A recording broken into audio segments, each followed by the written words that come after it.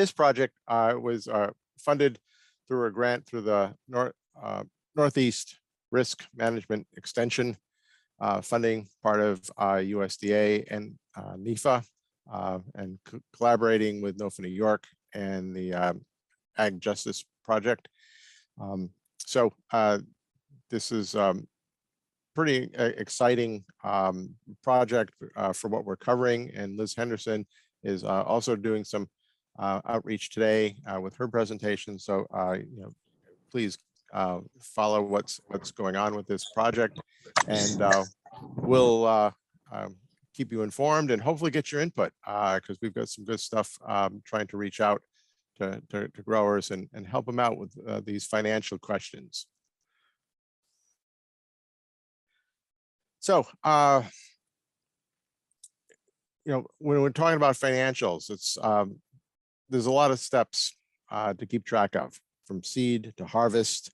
What goes into deriving accurate prices that really and truly reflect your costs it's important information, and it's a hard subject to tackle because it does take some time to deal with. But we'll hopefully get you through this, give you some tools that can help you do this. Off season is the best time to start to tackle this before you get really busy. So having the right tools only work if they're sharp. And so it's not enough to know how we grow plants, which when I started in extension years and years and years ago, financials were left out. It was just like, oh, well, that just left it up to the grower, kind of like if they grow it, it'll sell. But over the years, it became apparent that now there's a definite necessity to go over financial business information to really help growers along. It's not enough to know just how to use equipment and selling at farmers markets and CSAs. You need to be on top of this information to make the right business decisions. It's like doing any sort of research. Without the data, the results of the research don't mean anything if you didn't understand what went into it. And I know, and I've talking with growers over the years, or everybody says, oh, well, I've got 75 different types of crops. How am I going to keep track of all of that? Well, we're going to help you through that today. And over the years, every question I seem to get in the beginning of harvest season, I get a call. I've got 5 acres of beans. How much should I be selling it for? Where should I be selling it? So where to sell it, that depends on where you are, but how much that you should charge for it, I usually turn around and ask, so what did it cost you to grow it? And most respond by saying that they're not really sure. So that's where a part of the problem lies.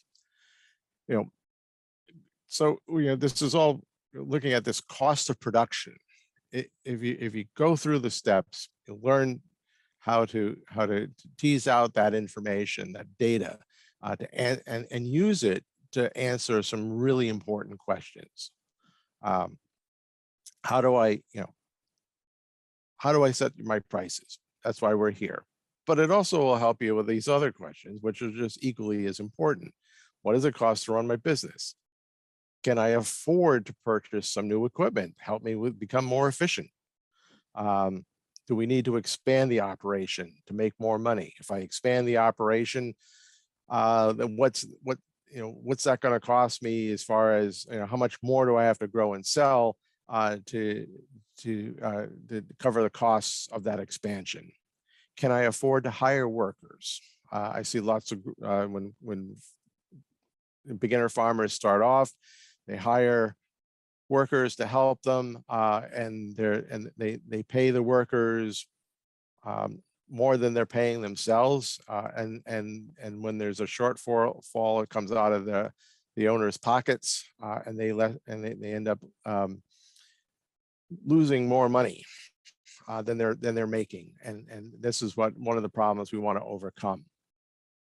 Another thing, if you using more than one market, you need to figure out if one, which one's really making you money. Are they all making you money, or are there some that the expenses are just really high? And then if you're looking at individual, practices on the farm, what's that costing me to do those types of things? And we're going to go over some of these this morning here, because it really gets you into that question of how can I become more efficient, and then it all boils down to the bigger question: can I make money? Can I make a living on this with this income? And that's really important stuff here, I think.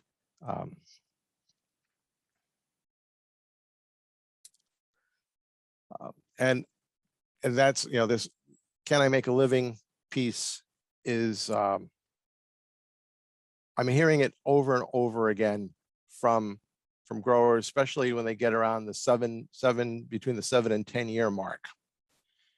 They've learned how to do their practices really well. They're becoming more efficient, but they seem to have reached the limits of something, either the markets or something holding them back from actually getting any further along.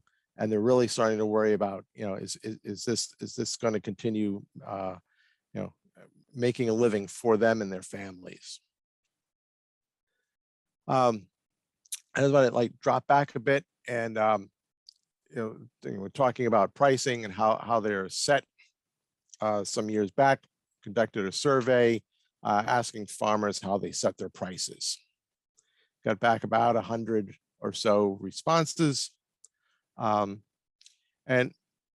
one of the we gave them multiple choice questions, and this was one of them. So so how do you set your prices? And one of the questions, one of the multiple choice was, what the farmer next to me charges. So that is that how you determine your price? Do you look, do you check out what the grocery store charges and go by that? Do you just guess? That was kind of just being kind of funny on that, but surprisingly, the answers we got back were quite kind of astounding. There was that, nearly 30%, almost a third of everyone came back with these responses. And then only 4% said they actually figured out their costs of production when they were setting to help them figure out their prices. So this is kind of like, it became a red, raised a red flag about, as extension, we're not doing a really good job helping folks with this. So we need to really step it up, and finding out if anybody has actually looked at figuring out cost of production for small farms in New York or the Northeast. There has historically it hasn't been a lot of information. I've looked over. You can look it up online. You can get cost of production from a bunch of different states. And if you dig through their resources, I think a lot of them relied on studies that were done back in the 70s. A significant number of them were out of the University of Kentucky. So how you grow, and having worked with the University of Kentucky, I know that back in the 70s, that the vegetable prices and costs of production were very, very low. So basing cost of production figures on those old low numbers is just not very accurate nowadays. Back to that survey, when asked about being profitable, 96% said we'd like to think so, but we're not really sure. But that 4% said yes. And those were the same 4% who said that they kept track of their costs. So this was encouraging. I think this says a lot right there. But a lot of growers have told me, how do you figure this all out? We're not accountants. We don't have a lot of time, and we don't keep good records. But You don't need to be an accountant, but it helps to be organized. I mean, if you can balance a checkbook, if anybody still balances checkbooks nowadays, that's part of the game. It does take a bit of time to get this started, but once you've got it started and you've got your, if you're keeping track of things and working on this in the off season with your numbers, and then keeping track of your processes during the season that contribute to the data that you're collecting, you'll pick it up pretty fast. And record keeping should be a common practice for any business. It's really important. If you're organic certified, or if you're using any of the food safety programs, record keeping is part of those programs. So it's, once you get in the habit, it's good to keep it going. And record keeping, it's like weeding. If you don't keep up with it, you're going to get buried with it at some point. So it's, not keeping receipts on the dashboard of the truck or behind the seats, but having folders and putting things away at the end of the day is one good step forward.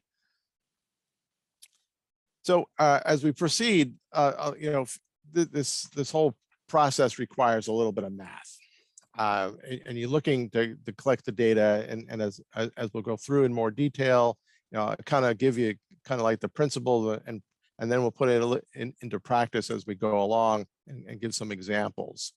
So you're keeping track of your inputs, and it's whatever you purchase to grow your crops or market your crops or goes into stuff for the growing your seeds and transplants and whatever. All of that counts. If we're talking about the crop practices, these are the tasks needed to grow the crops, and there's an purchase input component, there's a labor component, and a time component for these, and you'll see that as we move through this. So you want to keep track of how long it takes to do a task, the labor, and then if you're paying, if you have workers or just yourselves, you want to be paying them to do these tasks. You need to keep track of all of that. And then your marketing activities, that requires time and inputs and labor like everything else. And then you've got equipment costs, and if you're doing irrigation, those all have components. And when you put it all together, it's your inputs plus your crop practices plus the time and the labor and the marketing and those activities gives you your overall production costs. So to kind of make it meaningful and so that you can do some comparisons, it's kind of like breaking things down into some basic units. So before we just showed that slide of a market stand with just lots and lots of different varieties of vegetables. Am I asking you to keep track of every single one? No. You may want to group them together to make it easier. You may be growing 40 different types of greens, but if they're pretty much grown the same way, let's just lump them into one category, greens. Same thing like with your solanaceous crops, eggplants, peppers, tomatoes. They can be just, they're pretty much handled the same way. But if you're staking and you need to keep track of that, the cost of whatever goes into staking, and thinking about how that works. So you've got the stakes, you've got the labor to do the staking and the tying. Then you got to take it all down and then clean them off to get rid of any disease that might carry over. Then you got to put them all away somewhere. So you can put all your squash into one group, all your brassicas outside of the greens into one group, and root and you can keep your root crops into one thing, into one category. If you may want to keep track of certain things. If you're adding new items, you may want to keep track of those separately to see how they're making, are they performing the way you want them to at the marketplace? So once you get rolling on this, you can divide this out to keep track of certain crops, to really get a full understanding of how they're working for you. Or if you can just say, well, that's too complicated. I just, so just lump it all together as one. If you and just kind of average things out. If all the production practices are similar, if you're growing about equal amounts of the same, or kind of multiple, I say it's like modular. So if you're growing everything on two 350-foot beds, double row, and you want to, but there's some things you might grow 4 beds of, or 6 beds of. That's an increase that's easy to follow. So that makes the calculations easier when that's what we're all about, just trying to make things easier, as you're keeping track of all of this.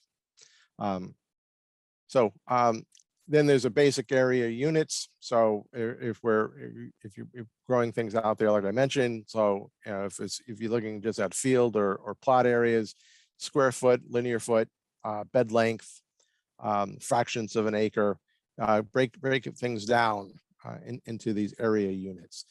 You want to pretty much, you probably want to keep, if you field production separate from your high tunnel production. If you're doing high tunnel, square foot is what we commonly use to keep track of costs and profit there. If you're just doing open row, so you can go by the row or by the linear foot. So like green beans, field peppers, brassicas are often just grown out straight out in the field. Or if you're going into real large planting, like sweet corn, potatoes, field tomatoes, where you're going into fractions of an acre. Think about how much, when you're setting out your planting grids, kind of keep in mind setting them up in a size that's easy to keep track of when it comes down to these units. And so putting it on a unit basis, you're putting your units, your inputs per unit area, and it goes all the way through, just like we did before. But now we're breaking it down into these more comparable units, and we'll go through examples to this in a few minutes. Some of this I'm using Richard Wiswall's spreadsheets. He's a Vermont grower who some years back put out the Organic Farmer's Business Handbook. He's a New England farmer. He spent a lot of time looking at this very thing. Put out this book that has a CD with it that's got spreadsheets and lots of really good information there. I've got his resource when we get to the end here. But he breaks things down by units, and like I said, it really helps with the comparisons. And part of the handouts that I gave for this is a copy of one of his sheets. I should mention there's a copy of my handout of this presentation on there, as well as one example of the budget crop budget sheets from the New England veg crop budget analysis that came out like about 20 years ago. So when you get your subtotals of cost per crop and you times your unit area, you end up with your full total cost of production, and then adding in everything else, your total sales of all crops minus the full total costs of production gives you your profit. We all want profit. As you're probably already saying, oh, this is tiresome, tedious, routine. How am I going to do this? Well, it can be done using a smartphone, a tablet, laptops, or even just back to an old pad of paper and a clipboard. You can set up your own spreadsheets. And you can have separate sheets for each category, columns and everything. So, I also often get the question, is there an app for that? And there have been apps. I asked growers over the years, you found something that really works. I've seen a few and see how they worked, and it starts. Growers tell me, yeah, we use it. It looks really great. And then like 2 years later, they're like, no, we stopped using it. It was too cumbersome. It was too complicated, or whatever. I do have a couple of people that are using like Google Sheets that they put on their smartphones, and then they give responsibilities to their workers to collect some of this data when they go out in the field. So it's on everybody's smartphone. They all can share the sheets. So they can, when they go out there to do weeding, they can keep track of how much, what time it took, how many workers were there. If it comes to harvesting, each worker puts in their how much was harvested out, and whatever other information that you want to include in that. So everybody is, it shares with everybody. They all know what's going on. They all know what's available. And so if they're putting up orders, they've got a real accurate count of things. So, I think simple is better. Some of these things, I looked at QuickBooks. I think there's a learning curve that you may or may not want to deal with. But keep trying. I mean, if you come up with something that really works, let me know, because I'd love to try it.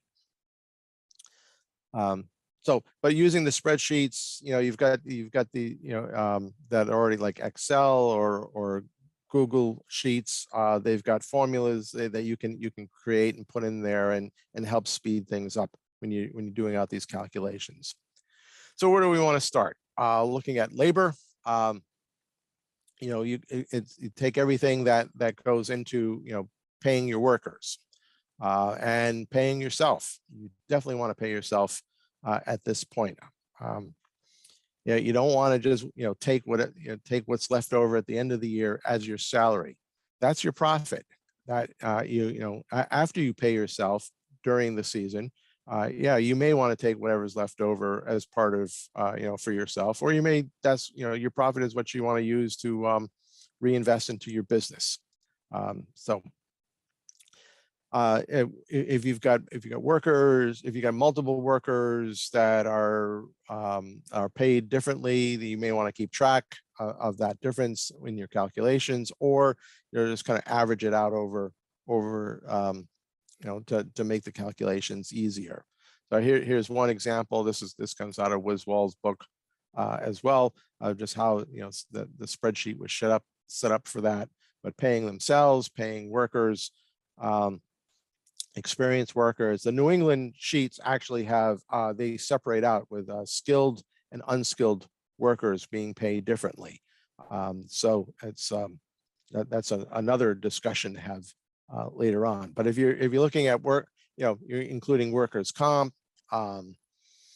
If there's taxes that you're collecting, so you want to make sure that everything is represented, and then it comes out as an hourly basis per person.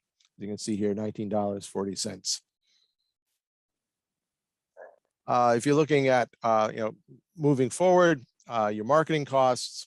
So if you go into a farmer's market, you've got labor for what does it take to the task, or you're collecting your harvest inventory, you're loading your trucks, you go to the market, you're setting up, loading, selling, spending hours there selling, loading back up, unloading when you get back to the farm, and taking that inventory. And you've got vehicle costs. You have some equipment that you could amortize over the cost over the several years, 5 to 10 years, like scales, tables, tents, whatever. And you've got routine supply costs, like signage, index card stuff, produce bags, boxes, elastic bands. Don't forget you've got market fees and maybe market insurance. Those are all costs. And if you're taking credit cards and having that smartphone set up, you've got costs for that. So be sure to include all of that. And then you want to finish, so we'll break it all down and work that into a per crop basis. So because you're bringing crops to market, you're selling them at the market. So to accurately reflect the costs on there, one approach is to do it this way. As you see, if you look at the New England crop budgets, they keep marketing as a separate category and keep it separate until the end, and then they add it all up. And then divide by the number of crops. So there's different approaches, but it all comes out to the same, that every associated cost should be broken out by crop. So if instead of saying, oh, I'm bringing 70 crops to the market, if you break it down to 5 or 6 groups, or maybe 20, that's a percentage of the sales of the costs that can be assigned to each crop. And there's another spreadsheet example there. So it's like the labor costs for loading up the trucks. It's 1 hour divided between 2 workers. As an example, you've got your travel and setup time, time at the market, and then leaving the market and coming back home, and unpacking. You got your vehicle costs and all the ones as I've mentioned before. So your total costs for one market for that particular day is, it's over $390. And so if you're bringing 20 crop types to that market, dividing that out, it's almost $20 a crop, for each crop there in costs. Same thing if you're doing CSAs, you want to break it down by each activity, and if you're so if it's a CSA pickup on the farm, you've got those costs, and you've got don't forget, if you're going to off-farm sites, you've got similar costs plus vehicle costs, and probably more time to get there and to get back, unpack, and then set up, and then repack and bring it back. Don't forget all of that. If you're doing wholesale, very similar, like farmers market costs of what you're probably, what you're going to keep track of. It becomes a little bit more intensive as you move through things, because you may have to deliver. It may be farther away. You've got others. There are some costs you can amortize if weighing all the tables you're using for sorting and packing, things like that. You've got maybe different supply costs, stickers, different bags, and things. You've got time now, office time spent writing up invoices, record keeping, and things like that as well. You've got more, maybe there's more quantity that you're handling. So that's going to take more time to harvest, more time to get ready. There may be more grading and sizing involved to meet the buyer's needs. Maybe there's more to your wash pack time spent. Maybe there's specialized packaging, so you might have to buy packaging that's specific for them.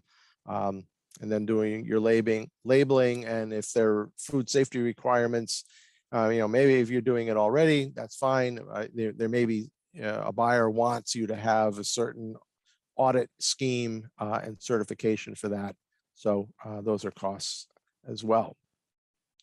So there's another piece of this of the costs, and it's often left out. It's called overhead costs.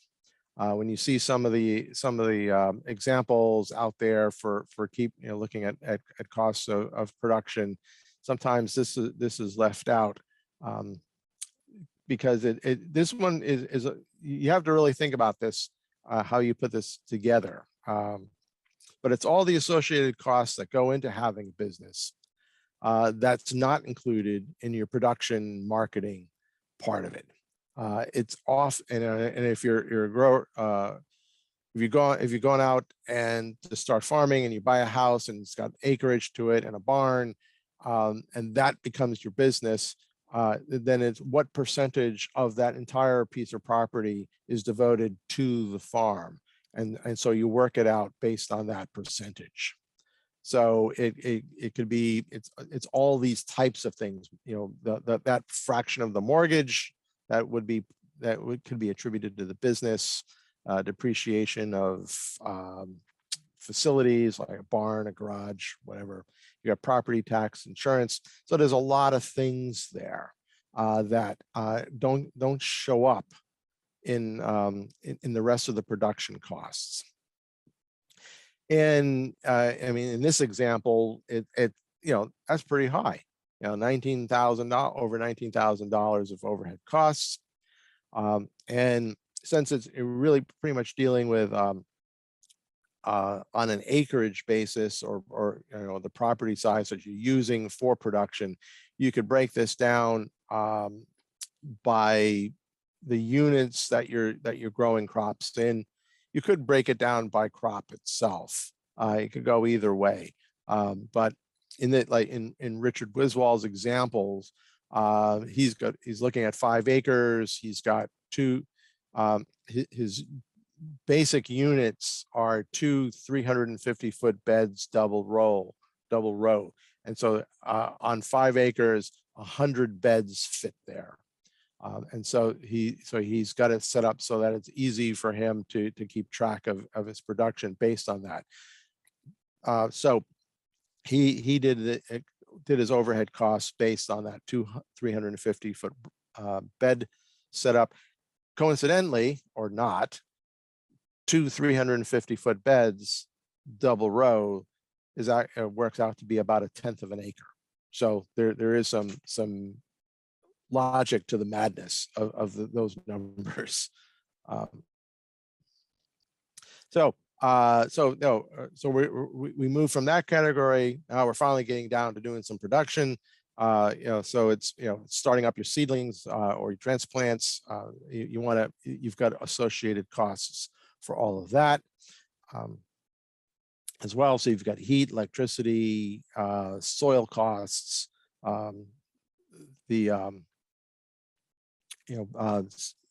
filling trays, and these kinds of things. I just put an example in there. If you're buying soil and soil mixes in 3 cubic foot bags, how many 72 cell inserts or whatever size you use can you fill from a bag? So you can break down the cost of your transplant production in that way. If you're buying bulk potting soil, then I found this example. I'm not quite clear on where they got their number from, but it saved me some time figuring it out. A 5-gallon bucket of scoop soil is about 8/10 of a cubic foot. And so that you can figure out how much soil you end up using. And if you know how much it costs you to buy that bulk, a cubic yard or whatever it is. So you're just trying to get a good estimate of everything that goes into taking from seed to transplant before you bring it out into the field. Wiswall has that example in here, but he also had a greenhouse operation where he did potted plants. So there's numbers in here for different size pots and different size cells and trays.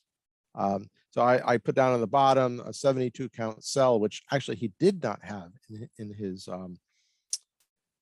on his sheet. And so a lot of growers are using the 72 cell size or whatever size you might be using. You can kind of figure that out. So per cell with a tray, it's about $1.35. Just for based on this example's numbers.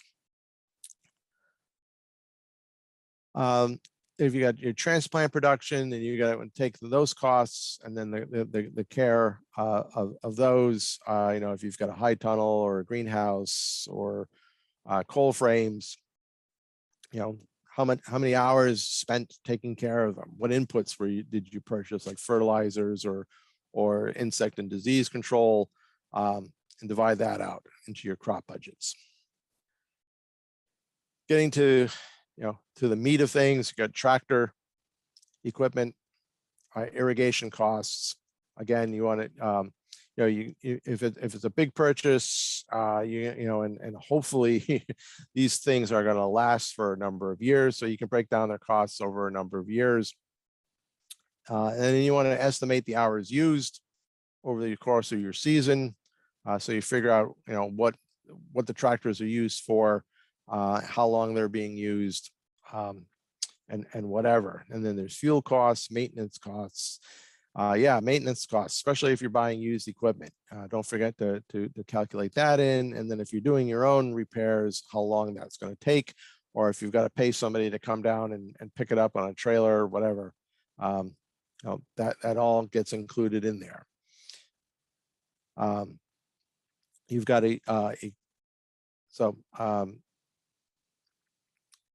for your irrigation, you've got your pump, setting that up, setting up your header lines, and if you're doing drip, then you've got to figure all those costs. If you're doing overhead, setting up the sprinklers, the pipes, moving the piping, all those number of times during the season if it's really dry out. So collect all that information. I want to just reemphasize, you can start all of this now and estimate it. Look at some of these like Wiswall's sheets, or look at the other crop budgets, and get an estimate of what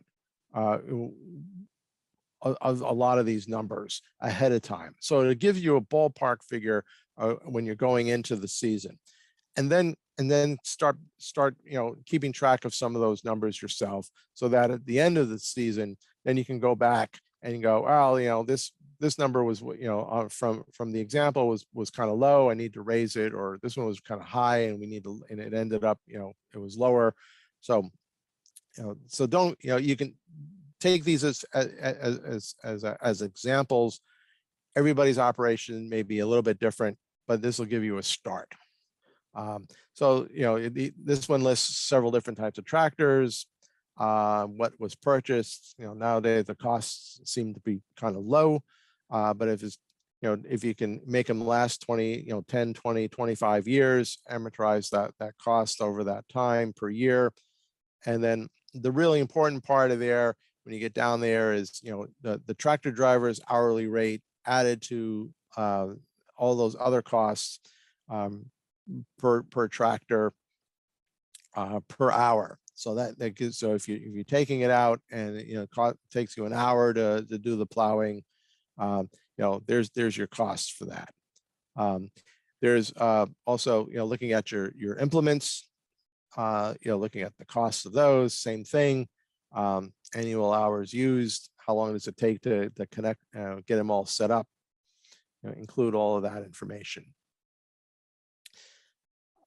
Time. So this is another one that that people have a hard time wrapping their heads around, because busy during the season. So like I said, if you estimate it ahead of time using some of this good information from these sheets, and then try to keep track of it as you go along. And like I said, if you've got workers that are maybe give them some more responsibility, and have them to be in charge of certain activities, and let them start keeping track of the time, so that you can get a better, a really clearer idea of what's happening. So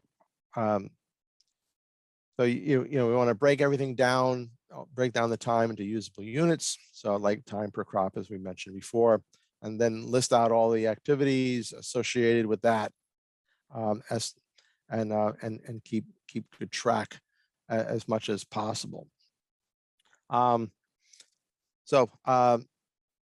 What's important is that it not only you derive the cost, this critical unit of time, it helps you with your costs, but it also gives you a clearer indication of what's going on. Maybe there's some things that are going on that are taking way too much time, and maybe that's where you need to focus on becoming more efficient, or seeing, who's a better, maybe somebody's better at harvesting than somebody else, and maybe that person's better at weeding than somebody else, and seeing where people might fit better, or are there methods that can be used to speed things up. You can talk to your workers, see if they have any ideas as well. So there's some things that are just really time consuming, and maybe that's knowing where those are, and dealing with that is really important. So trying to put this all together so we can get to an actual example. You've got all your field prep work that needs, so we're moving, getting ready to plant. So you got all this prep work going on. And for every activity, you want to keep track of the time or labor, the equipment costs, if any, and the inputs purchased, if any. So if you're going out there and doing field prep, and you're purchasing some fertilizer, you need to keep track of that. If you're putting down some mulch of whatever type and you're buying that in, that keep track of that. Irrigation line purchase, those are all important pieces. And then how many times over the course of this, do you have to come back and do this? Are you doing it all at once across 5 acres, or are you doing one field one day, another field another time, or are you going back in and doing some, fitting the field,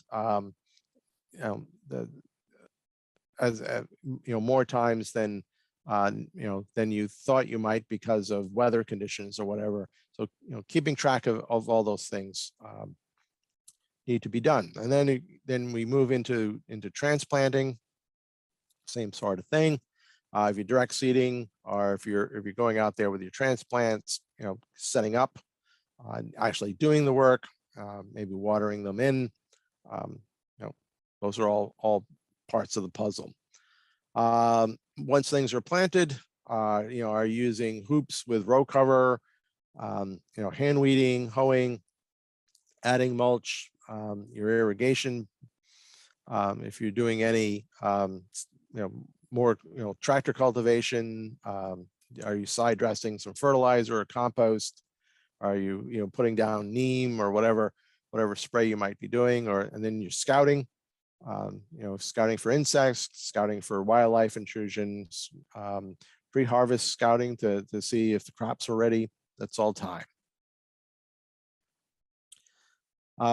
So now we're going to get ready to harvest, get everything set up, making sure your bins are clean, tools are clean, your crops scouted, which ones are going to be picked up. You've got it, you're setting up your wash tanks. You start your harvesting process. You're keeping inventory of how much was harvested with a harvest log, perhaps. Then moving thing from field to pack house, and then going through all of those steps in there. Again, time, equipment, inputs. When harvest is all done, you've got to go back and clean up. So there's a lot of those costs in there. These are often forgotten. By the end of the season, you want to forget it maybe, but those are all steps, all part of the process. So again, you get your pre-plant plus your direct seeding and all of these pieces of the puzzle, including and if you've gone to market, you include your overhead costs. That gives you your total costs per crop. Finally, all right, we finally made it. We went through the whole season, we went to market, and now this is what it's gonna, this is what really costs, how it plays out per crop. But what by getting these numbers, like when you start off having the estimates, and then each season maybe adding real numbers to that, this helps you actually set up your pricing when it's market time. Because if you've got a reasonable estimate of these things, then you know what your total cost is per crop. Then you can add in your markup.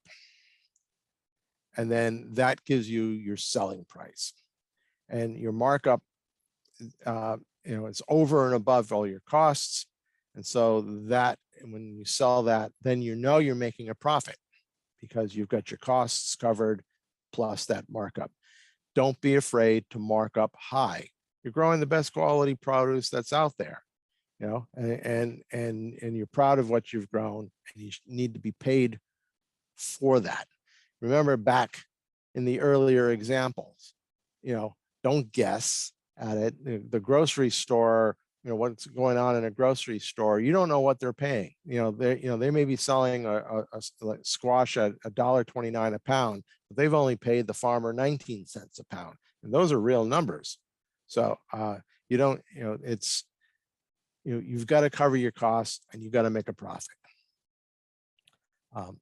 And then, and you adjust your markups based on the data. So you start off with based on estimates, and then as your data comes in from season to season, you can come up with a stronger and stronger cost of production, adding in the a precise markup, and it gets you what you need. So let's play with an example. Bush beans. Bush beans is a tough crop to make any money on. So this is out of Wiswall's spreadsheets, looking at his double row beds, 350 feet long. So he goes in and he's built each of these budget sheets based on the previous work spreadsheets in there. So he's got lots of things. When you see it's pretty remarkable setup he has in there. So it ends up being his labor costs for beans is almost $107. His equipment costs aren't that high. Supply costs for seed, and I don't remember exactly everything that he had in there, but it ended up being $50. His harvest took 42 hours to hand harvest 500 pounds of beans. And so that field to pack house cost, it's really his way of saying it's how much money per hour for labor times hours to harvest. That comes out with over $500 there. Packing, the time it takes for getting packing to the cooler, and the cost of bags gives you those numbers. And then post-harvest, he's mowing the crop, disking things in, seeding a cover crop. So he's got his labor and equipment costs for those, and then the cover crop seed must have been pretty cheap seed. So he gets his adding everything together. So building on those numbers, getting to that subtotal, and then he adds in his marketing costs for that, what he estimates his marketing costs are going to be, coming up with a total crop cost. So he's adding in his labor, total equipment, total supplies, $853. Then he plugs in his overhead, is $383. So his total cost for growing the 1/10 of an acre of beans is over $1,100. So if you're setting a price without knowing your data, and so it's 500 pounds sold, and you're selling at $2 each because the person next to you at the farmer's market is selling it for that price. And you end up with, that gives you, if you sell out all your beans, it gives you $1,000 in sales. So your sales minus all of your costs, again, equals your profit. So 1,000 minus $1,141 gives you a negative 141. So you lost money on the beans, sorry to say. If you're setting your prices knowing the data, you can start off by taking that total cost of production and divide it by what your estimated total harvest might be, and so that gives you the minimum, so it's 1,141 divided by 500 pounds is $2.28 a pound. That's the minimum it takes to break even. So now you know what your break even line is. So then you're going to want to, so if you set your price at $2.50 instead of $2, then you make $108 profit. Now it's not great, but it's not, you're not losing money either. So you want to make, play with your prices so that it makes a difference. One thing that, your profit is income from sales minus total expenses. This is real profit. So that can be used to go back into your business. You can pay yourself with it. Whatever you need to do, you've got that extra. So it helps you answer all those big questions we brought up earlier. If you have a loss, well, let's figure out why you have a loss. Maybe there were things like, that 42-hour harvest time. Maybe there's a faster way of harvesting. Maybe you need faster pickers. Maybe it's weeding that's taking too long. Maybe there's a better way of doing that. Maybe you need to mulch them. It's figuring out these ways, these approaches to handling where the problems might be. We're just starting to look at benchmarking labor costs as a percentage of labor attributed to crop production. I've got a link to some, it was an Iowa State study that's actually starting to look at that. And I've had a number of growers start asking about it. So what is the amount of time it should take to do certain things? It's hard to get that information, but it's starting to be looked at and calculated out. So I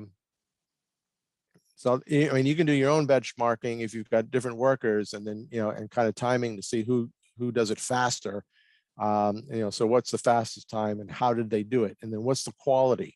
Fast doesn't always mean that you've got the best quality being harvested. My wife's a cut flower grower. She takes longer than I do when I help her, because I'm in a hurry, because I'm thinking about how much time this is taking and how, what the cost is to do that, except that I don't get paid. But if she does pay her workers. But she's picking for quality because she knows she can sell, get more money for a higher quality flower. And then she has to go back and look at what I've picked and pull out all the stuff that she doesn't think is good enough. So I'm obviously not a good flower harvester. So you want to have sales data collection when you're going to market, so you want to keep track of things, what you bring to market, how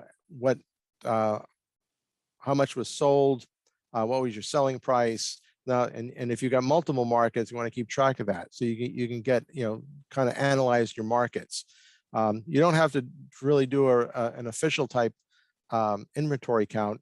Just when you're packing up your truck, just keep a track, just figure out what's left over.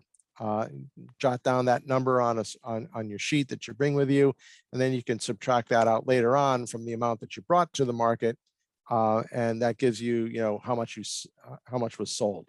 Pretty straightforward and easy. A real easy spreadsheet to create. You may want it, for the same for each market day and for each market that you go to. Again, Richard Wiswall, his Organic Farmer's Business Handbook covers a lot of crops, from beans to tunnel tomatoes. And he also adds in blank crop templates, and also just a blank page that you can create your own template on in there. So there's a lot of information. If the only thing that I find with this is that his spreadsheets in the beginning, like for market costs and labor costs, aren't connected to each budget crop budget. So if you know a little bit of Excel, or if you know somebody that knows about Excel, they can disconnect the protected view on that, so that you can add formulas in there, and you can actually connect all of those worksheets to all of the crop sheets. So if you make one change, like you're playing around with the time, your labor costs or something, it affects it'll show up in all of the crop sheets, so you don't have to hand type in all of those numbers. With his sheets, you can play around with changing numbers to figure out different scenarios, like reducing labor, or if you reduce your weeding times. You can play around with retail and wholesale calculations in there. You can start, you can test out different pricing. So, all right, I'm selling my beans at $2. What happens if I sell it at $2.50? It spits out the numbers for you.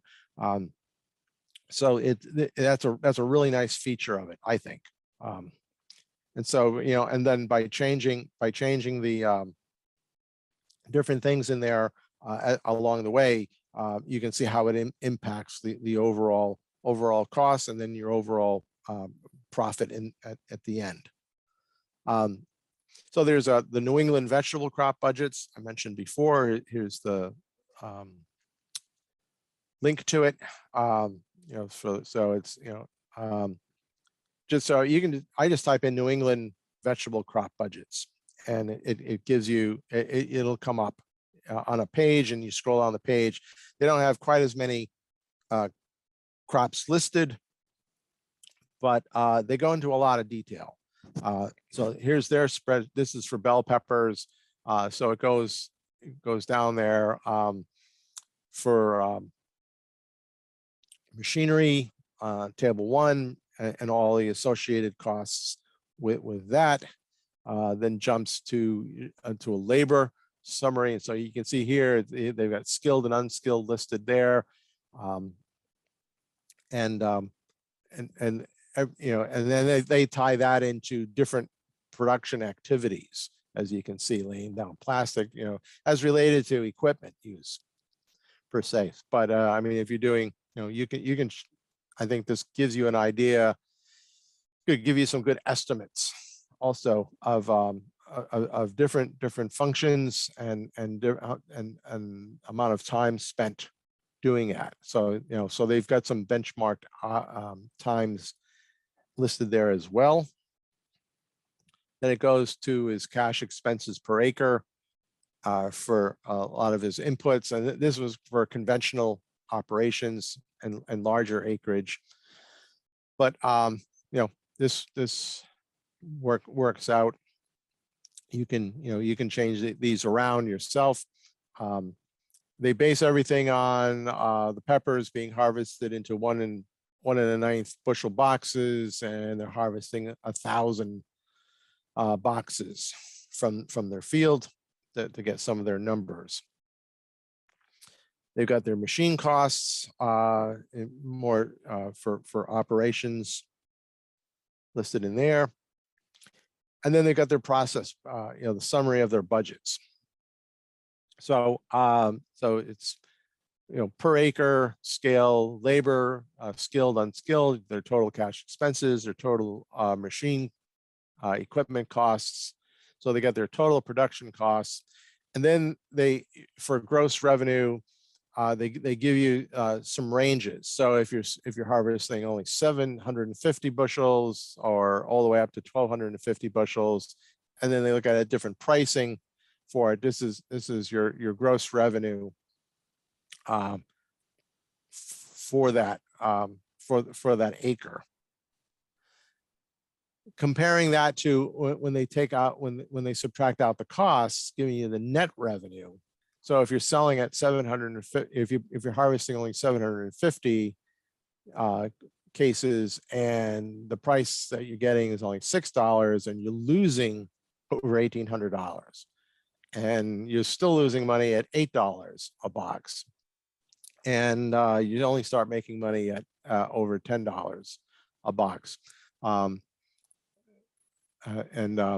so if you, so this gives you a little bit of range, and the prices are crazy. I was just talking to somebody yesterday on lettuce prices and seeing lettuce prices drop to $3.50 a bushel box for lettuce the other day. That was insane. Robert, yes. I suggest you give some time for questions. Yep. So, and give me a moment to introduce our project. Okay. So people know about it. Just want everybody to know that Robert and I, NOFA and the Agricultural Justice Project, are working on a project where we're providing training like this and also support in going from legal labor policies to fair ones. So Bethany, if you would put in the chat the Survey Monkey, it's a self-assessment, and every farmer who fills that out, we'll ask you to send whatever written labor policies you might have if you have an employee handbook or a safety plan, and then we will do an individualized report to you about how you can make any changes that might be beneficial for your farm so that you'll retain labor better and have better practices. And we have a short video where there are interviews with Leah Penniman and Nancy Vale and Steve Munno about the value of paying attention to these social practices. At lunchtime, Robert and I will be hanging out at one of the tables. So if people want to come and ask questions, there'll be that time too. And this afternoon, Jody Beloit and I are doing a workshop on going beyond legal to fair labor policies. So thank you. Back to you, Robert. Thanks, Liz. Any pressing questions right now? I'll take, or you can email me with questions, and and we can talk at length at another time. Yeah, come for lunch.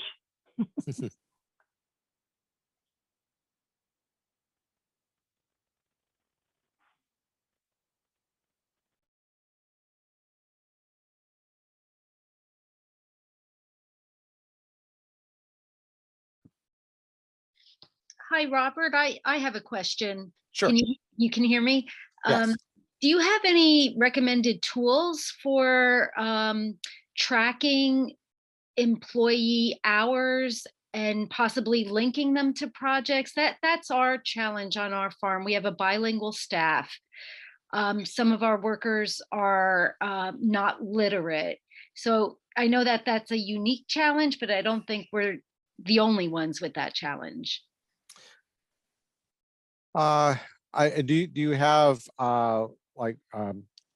crew leaders, or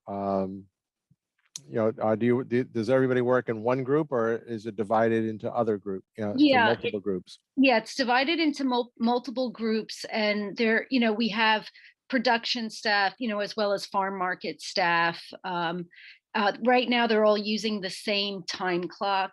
But yeah, there are managers of various groups. I mean, it's maybe developing a small sheet, a spreadsheet where the manager can kind of, if they can remember each time to track time for certain activities per individual. I mean, if you're doing it by individual basis, or just getting a specific task done, that might be the simpler way of doing it. I mean, I've got a number of farms that are just everybody carries a clipboard with them.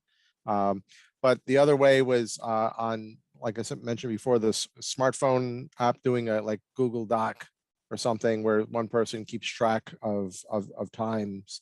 So it's sort of it gives more responsibility for one person, and it does, it just, in that situation, it might be hard for people to self-regulate. their timing, but you know, it's just kind of delegating some of that to your management crew. Thank you. And we have 2 questions in the chat. Again, I'll definitely encourage folks to go to the lunch tables. You'll actually be able to see the icons of which table they're sitting at. And if you have any questions, message one of us and we will definitely show you how to do that. So we're running a little short on time here, but the questions were, how do you suggest calculating wholesale versus resale prices? And then another question was, with farm costs rising really fast on the labor supply front, and the high costs of land in New York, do you see any farms doing creative things to reflect these costs in their pricing without pricing out lower income customers? And Mary Ellen said that we're really struggling with that question. Boy, yeah. That's really that's a hard one. Let's just go with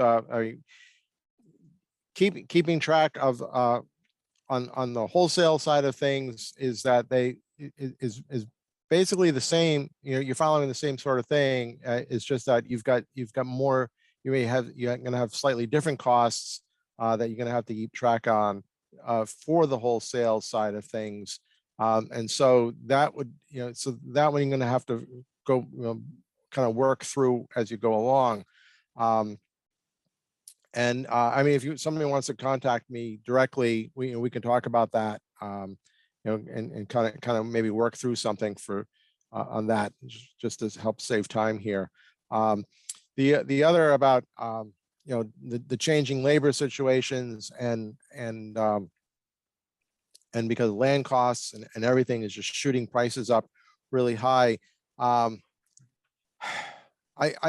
me, the real answer may be that the growers are going growers in areas that are close to each other maybe maybe its extension needs to be the catalyst to this, but is to help set up some sort of like working groups together to try to solve some of the problems, maybe some more cooperative activities where, you know, sharing resources, maybe, you know, looking at some alternative marketing types. Yeah, I mean, the cost of food is this image that food has to be really cheap, and it's hard to get beyond that kind of like Madison Avenue image of everything we do in America is cheap, when it doesn't. You know, farmers aren't enjoying the same increases that other industries are. And I mean, and it's not just small and size. I'm hearing this from medium size. I'm seeing it on large scale. We've had 4 large scale farms get bought out. One of them by a company, a farm out of the Southwest, coming in, buying up large acreage in here because their, you know, scale of production. So we need to work on that. I don't have a magic bullet, Mary Ellen, but, you know, let's talk about it. I think we can, you know, try to work things out. And we had some great suggestions in the chat. I just wanted to read them so they're on the recording. David recommended using a whiteboard to record harvest times, and then a person can take a photo of the whiteboard and text it to a Google number so you can get it to it when you have a chance, as a good way to record labor numbers. And Elizabeth had a great suggestion of a CSA can charge on a sliding scale also.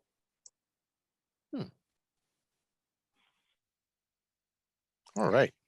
And we want to respect everyone's time. We're a little bit over here, but if anyone had one last burning question, or Robert or Liz, if y'all had anything you wanted to throw out here to close, we can go over just a minute or 2 more if you wanted to wrap it up with any last thoughts.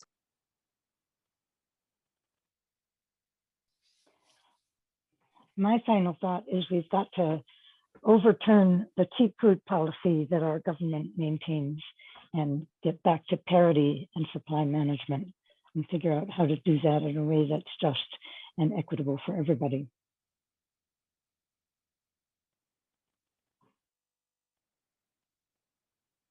I agree. I think one example is, and a history lesson is to look at what the Grange program, how that used to work back in the day.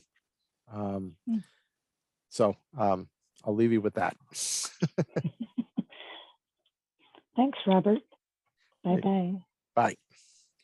Yeah, thanks everyone for coming. Be sure to head to the lunch tables with any remaining thoughts. And this recording will be on the app, as well as there's a bunch of really great attachments, including all these slides and some budget examples. So please be sure to take that out.